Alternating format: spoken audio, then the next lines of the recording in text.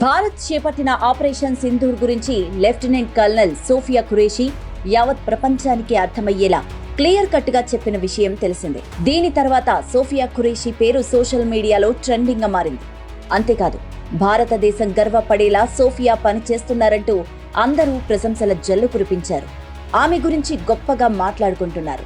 దేశవ్యాప్తంగా చాలా మంది ఆమెను స్ఫూర్తిదాయకంగా తీసుకున్నారు. అయితే తాజాగా సోఫియా ఖురేషీపై మధ్యప్రదేశ్ స్టేట్ మినిస్టర్ కున్వర్ విజయ్ షా వివాదాస్పద వ్యాఖ్యలు చేశారు.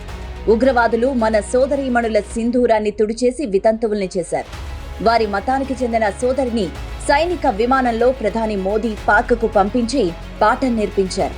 ఆయన చేసిన వ్యాఖ్యలు వివాదాన్ని రేకెత్తిస్తున్నాయి. ప్రస్తుతం ఈ వ్యాఖ్యలు తీవ్ర దుమారాన్ని రేపాయి.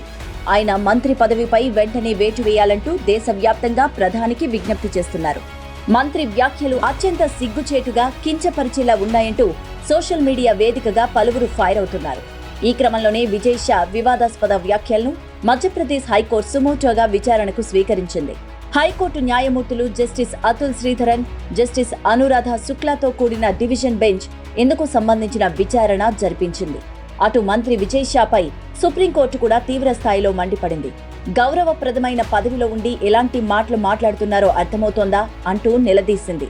తనపై నమోదైన ఎఫ్ఐఆర్ పై స్టే విధించాలని కోరుతూ విజయ్ షా దాఖలు చేసిన పిటిషన్ను శుక్రవారం విచారించేందుకు కోర్టు అంగీకరించినప్పటికీ మధ్యప్రదేశ్ హైకోర్టులో జరుగుతున్న విచారణను నిలిపివేయడానికి నిరాకరించింది.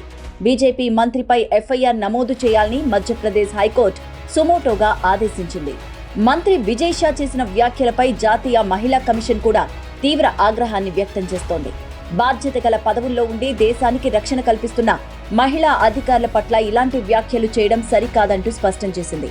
సాయుధ బలగాల్లో పనిచేసే అధికారుల పట్ల ప్రతి ఒక్కరూ గౌరవప్రదంగా వ్యవహరించాలంటూ జాతీయ మహిళా కమిషన్ పేర్కొంది.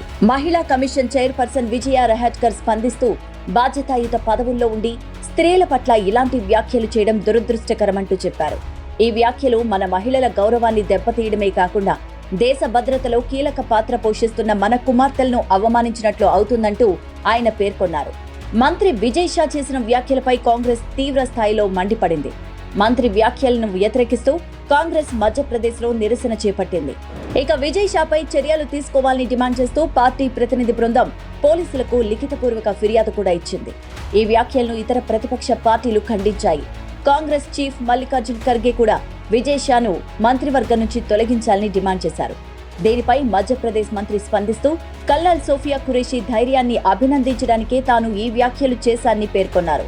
ఈ విషయంపై విజయ్ షా మాట్లాడుతూ ఉగ్రవాదుల దుశ్చర్యలతో తన మనసు వికలమై అలాంటి వ్యాఖ్యలు చేశారని, కులమతాలకు అతీతంగా ఖురేషీ చేసిన సేవలకు తాను సల్యూట్ చేస్తున్నానన్నారు. ఆమెను కించపరిచే ఆలోచన కలలో కూడా రాదని, తన మాటలు ఎవరినైనా నొప్పిస్తే 10 సార్లు క్షమాపణ చెప్పేందుకు సిద్ధమని చెప్పారు. భారతదేశం గర్వపడేలా పనిచేసిన కల్నల్ సోఫియా ఖురేషీ గురించి ఇలా మాట్లాడిన మంత్రిని వెంటనే పదవి నుంచి తొలగించాలంటూ సోషల్ మీడియా వేదికగా కామెంట్స్ చేస్తున్నారు. ఇలాంటి వ్యక్తులను క్షమించరాదని, వెంటనే తగిన చర్యలు తీసుకోవాలంటూ దేశవ్యాప్తంగా చాలా మంది డిమాండ్స్ చేస్తున్నారు.